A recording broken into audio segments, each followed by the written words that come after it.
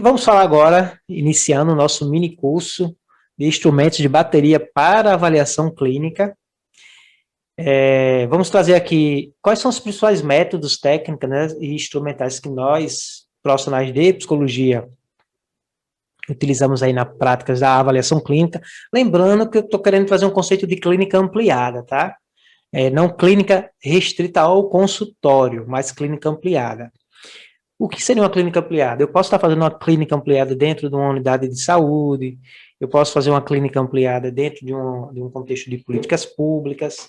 É claro que o roteiro que nós trouxemos aqui para apresentar, né, a ideia está vinculada mais a uma prática clínica do consultório, mas com adaptação, com utilização com o manejo, a gente pode adaptar e utilizar em outros contextos, quando o objetivo é intervenção, é uma avaliação clínica, né?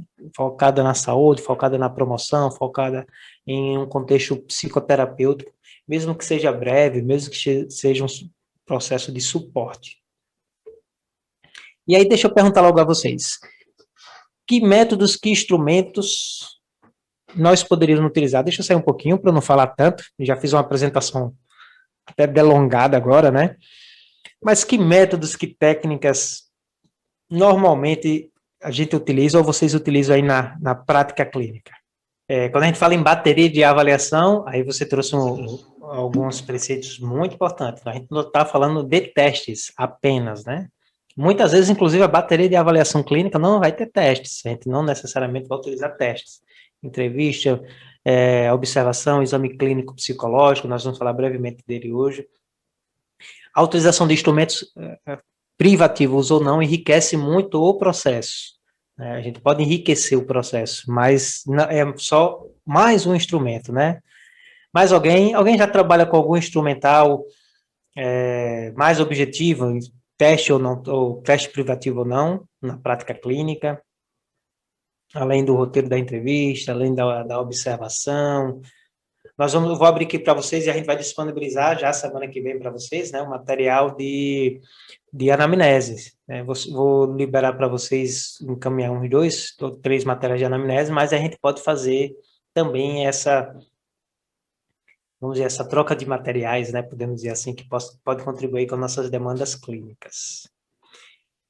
Quem não quiser falar, pode mandar abrir o microfone, pode mandar no chat, tá? Vamos ver primeiro o que é a avaliação, né? Eu trouxe para vocês um conceito de avaliação psicológica do Conselho Federal, que é a nossa principal norma e a reguladora. Aproveitar, inclusive, vamos falar brevemente daquela triste decisão do STF, né, de não restringir a venda de testes a profissionais de psicologia, mas a decisão não atinge a avaliação psicológica no sentido de ser privativa ou não do psicólogo, né? A nossa prática, a utilização de testes, a decisão não atingiu, pelo menos não do ponto de vista legal, mas vai atingindo de um ponto de vista indireto, né? Mas ela não atingiu a nossa capacidade privativa legal de utilizar testes para avaliações, né, para investigações psicológicas. Infelizmente, pelo que as pessoas estão vendo assim das decisões, das publicações, inclusive de pessoas do conselho, de advogados, né, convidados de outros colegas de psicólogos fizeram alguns programas, não é só o manual, né, está englobando todo o teste psicológico, ou seja, os materiais de aplicação. Parece que essa vai ser a decisão. O Conselho está tentando fazer alguma medida aí junto ao STF para deixar claro que é o manual, não materiais. Não sei se vai conseguir.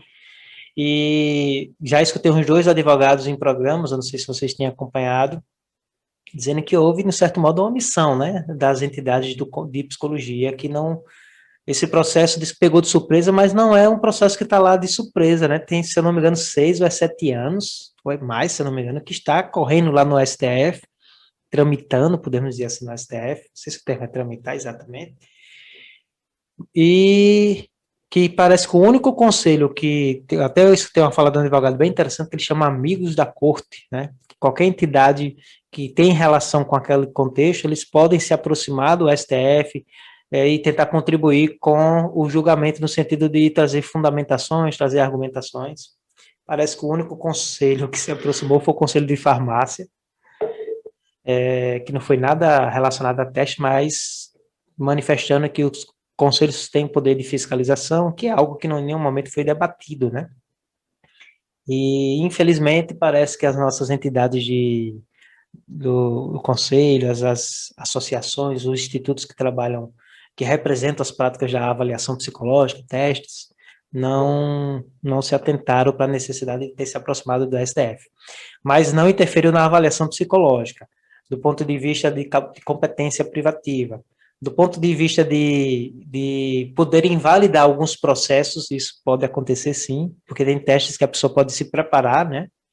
Na clínica, aproveitando, por isso que eu puxei esse tema, eu acredito que na prática da avaliação clínica, essa interferência vai ser mínima, porque não é de interesse, né, do paciente, do cliente, que quer entender o que está acontecendo com ele, que quer descobrir, que quer melhorar, né, que quer se desenvolver, não é interesse dele burlar testes que o psicólogo está aplicando. Já em demandas de perícias, né, de avaliações que a gente chama normativas, como porte de arma, trânsito, de avaliações indicativas, como processo de seleção, avaliações normativas, como em concurso, é bem provável que haja uma interferência maior, e, sinceramente, hoje, pode chegar a invalidar o processo, né?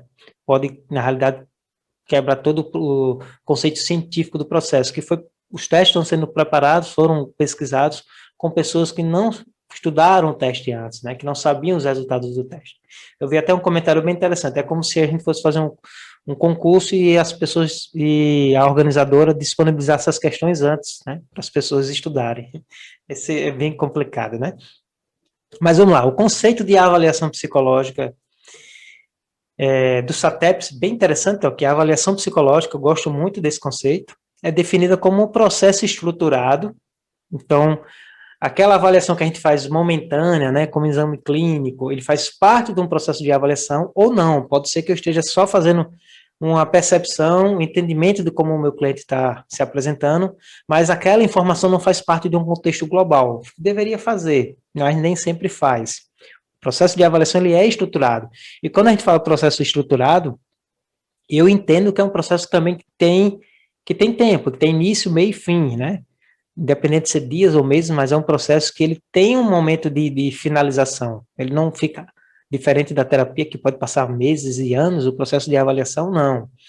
Investigamos, sim, fenômenos psicológicos, e eu acho bem legal, por isso que está grifado aqui, ó, que é composto de métodos, técnicas, instrumentos ou instrumentais. Aí métodos entre nossos referenciais teóricos, técnicos, algumas referências de abordagem, técnicas entre as entrevistas, vivências em grupo, os instrumentais entre os testes, privativos ou não. Alguns teóricos dizem que a entrevista é um tipo de instrumental. Então, de uma forma geral, a gente pode dizer que a avaliação ela é composta por métodos de investigação, que entra inclusive as referências, por técnicas, né, que é a aplicação de alguns métodos para observação, e por instrumentais. E o que eu gosto muito também é que, qual é o objetivo da avaliação? A avaliação não é a tomada da decisão. Isso é muito importante. A avaliação, ela levanta informações para o profissional tomar decisão. Então, vejam que a decisão do processo avaliativo perpassa pelo profissional, pelo julgamento do profissional baseado, lógico, no referencial técnico, teórico, e nas informações levantadas. Ó.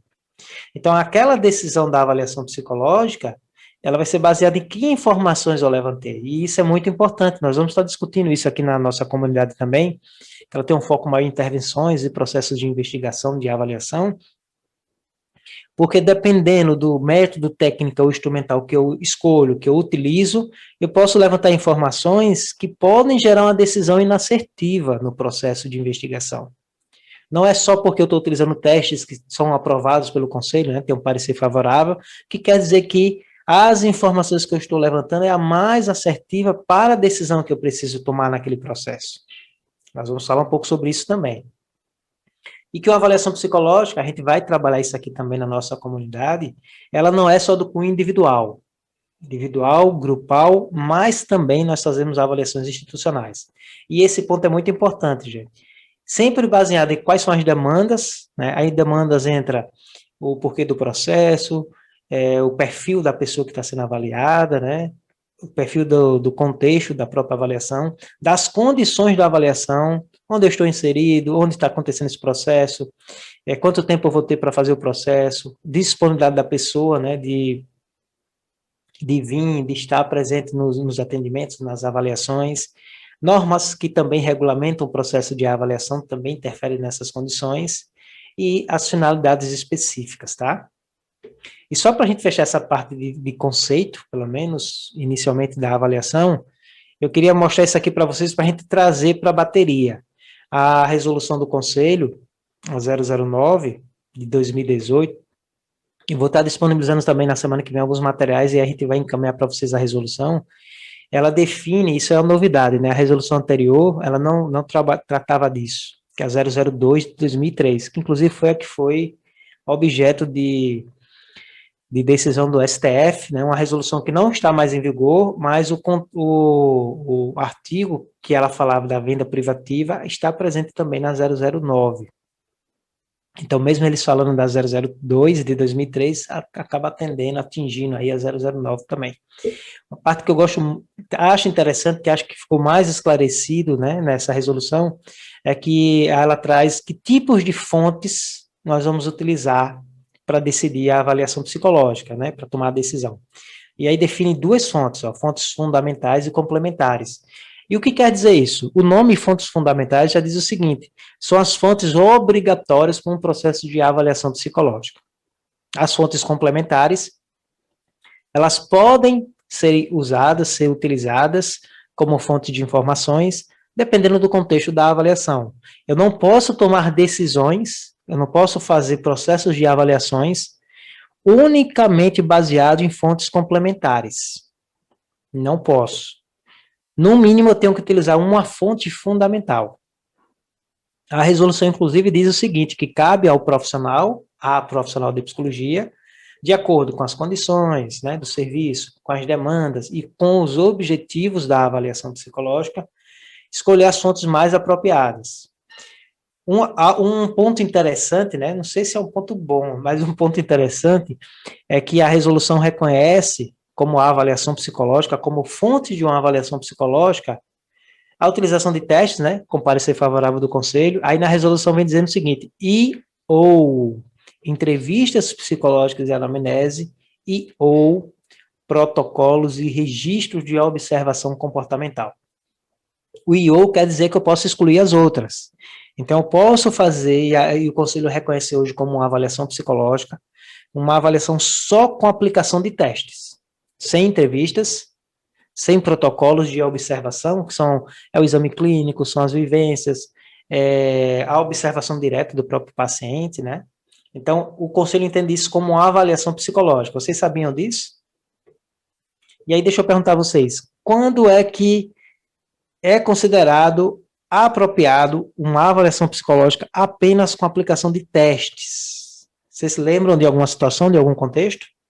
Na prática, hoje eu só consigo ver duas possibilidades, que uma eu nem chamo de avaliação psicológica. Na realidade, as duas eu não chamo, né? Mas o conselho reconhece uma como sendo, que não é necessária a entrevista.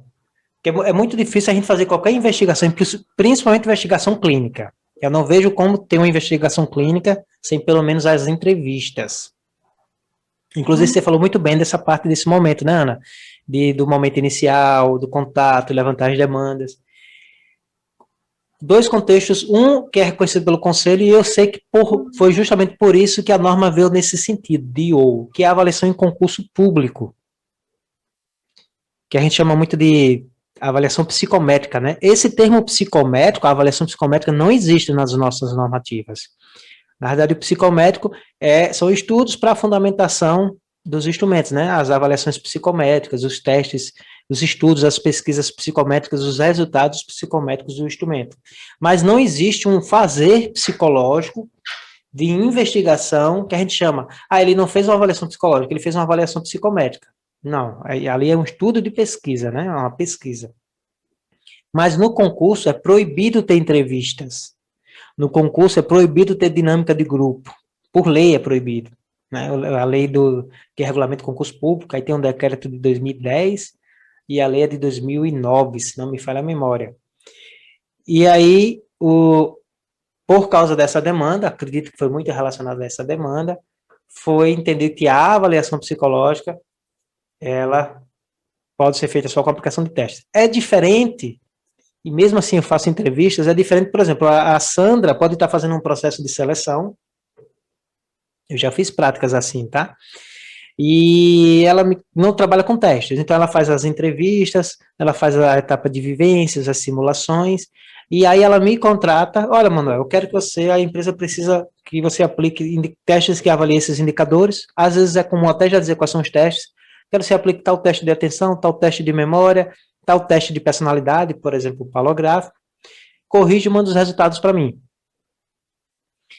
Você não vai fazer mais nada no processo. Você vai avaliar, vai apresentar os indicadores. O cargo é esse. Se você quiser dizer se baseado nesses resultados é apto ou não o cargo, mas quem vai julgar os resultados somos nós, a equipe que já estamos fazendo as entrevistas e tal. Isso é comum acontecer. Eu já fiz alguns processos assim. Mas mesmo nesse caso, eu faço uma entrevista, no mínimo pré-testagem, né? Onde eu converso com os candidatos, levanto indicadores de saúde, do perfil dele, procuro levantar alguns indicadores que são importantes para as interpretações dos instrumentos, mesmo sendo a classificação e interpretação do processo sendo feita por um outro profissional. Mas para a aplicação, a gente vai ter um momento de entrevista também, e eu estou observando também na aplicação do teste, né? Então, estou fazendo também protocolos de observação comportamental. Os instrumentos não privados... Oi, pode falar. E a avaliação do DETRAN, do trânsito? É mais ou menos igual essa que você falou agora, né? Porque tem uma entrevista sucinta, assim, e a avaliação maior é feita pelo teste, né? Na realidade, vamos falar o que é o de fato e o de direito, né? Ou pelo menos o normativo. A avaliação do DETRAN tem que ter entrevista. Sim. Certo? É obrigatória a entrevista. Inclusive, a entrevista é individual. Se está acontecendo ou não, é uma situação aí de fiscalização, né? Da ação do conselho. Já na época do conselho, a gente vinha as pessoas perguntando para a gente, né? Estudantes de psicologia, ou profissional, olha, eu fui na clínica, o parente meu foi em tal clínica de trânsito, e a atendente entregou um questionário, ele respondeu, e depois a psicóloga aplicou os testes, não teve entrevista, tá adequado? Eu disse, não. Claro que não, né? A resolução tem na resolução, a normativa do trânsito do Conselho Federal, que precisa ter entrevista. E aí a gente diz, desde quando foi essa clínica, para a gente fazer uma fiscalização? Ela, não, vou perguntar à pessoa, tal, e a pessoa não voltava, né? Isso a gente sabe que acontece a nível de Brasil. Ainda bem que acontece com a menor intensidade, mas acontece. Mas mesmo o colega que faz uma entrevista rápida lá no DETRAN, ele, na aplicação, ele observa alguns comportamentos. Quando a aplicação coletiva é mais difícil, lógico, ele não está fazendo vivência de grupo, mas ele está observando também comportamentos. Ele está vendo aquelas pessoas que entendem melhor a instrução, que têm dificuldades, que demonstram um comportamento mais ansioso, e além disso, os testes. É claro que hoje o peso para a decisão do psicólogo hoje, no trânsito, até pela a rapidez que ele tem que dar o resultado, os resultados dos testes, mas é uma avaliação que usa no trânsito essas três fontes: testes com parecer favorável, inclusive tem lá a relação dos construtos que precisa ser avaliado, o psicólogo não escolhe qualquer tipo de teste, tem que ser baseado naqueles construtos. Entrevista, inclusive, não é uma anamnese, né? É uma entrevista semi-estruturada, individual, e protocolos de observação, porque à medida que eu estou fazendo entrevista, eu estou levantando indicadores de impulsividade, de agressividade, de estresse.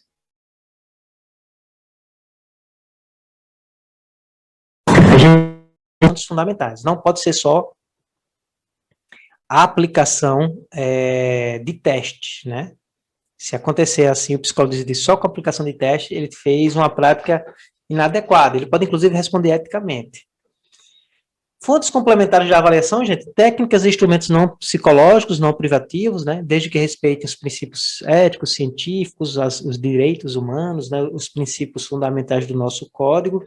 Exemplos, alguns instrumentos de rastreio que a gente tem em saúde mental, nós vamos conhecer um deles hoje, o BSI, o Minexame Mental, roteiros de avaliação de qualidade de vida, um exemplo, instrumentos para avaliação por exemplo, da questão de transtornos como o autismo, algumas escalas, alguns questionários para avaliação neurológica, até muitos instrumentos neurológicos não são técnicas privativas, né? Neuropsicologia são instrumentos que são abertos para outras categorias, então entraria aqui, ó, fontes complementares. E documentos, né, de equipe muito profissional, relatórios de médicos, de pedagogos, assistentes sociais, a gente pode usar para ajudar a decidir. Eu não posso decidir decidir por causa dessas. Essas aqui têm que contribuir pelo menos com uma fonte fundamental. Tradicionalmente, na clínica, nós podemos dizer que a avaliação é chamada de psicodiagnóstico, mas nem toda avaliação clínica é um psicodiagnóstico. Eu posso fazer avaliações com um objetivo bem específico, por exemplo, a avaliação só se a pessoa está com estresse, com déficit de atenção, exemplo. O psicodiagnóstico, ele tem um viés muito mais clínico, terapêutico, né? O objetivo dele é a compreensão mais completa possível, podemos dizer assim, das demandas do nosso cliente. Aí eu trouxe essa definição de Cunha, que busca clarificar, né? Chegar a diagnósticos, descrever comportamento e estabelecer um plano terapêutico. E para isso utiliza-se de técnicas, testes psicológicos. Quando nós formos falar do psicodiagnóstico, né, no mês do psicodiagnóstico, nós vamos trazer outros conceitos, diferenças, inclusive, da prática da avaliação clínica para a avaliação psicodiagnóstica. Esse aqui não é o nosso objetivo nesse mini curso, mas é muito comum que as pessoas, quando a gente faça uma avaliação na clínica, diga que ali é um psicodiagnóstico. E eu discordo, nem toda avaliação clínica é um psicodiagnóstico. Mas todo psicodiagnóstico é uma avaliação psicológica, tá? Todo psicodiagnóstico é uma avaliação psicológica.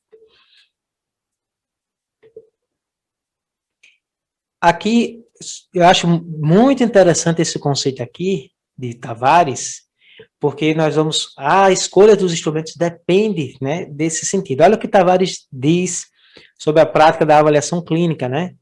Que além de colher as informações dos instrumentais, na prática clínica, pensando aí na clínica ampliada, nós precisamos dar o que ele chama de significado clínico.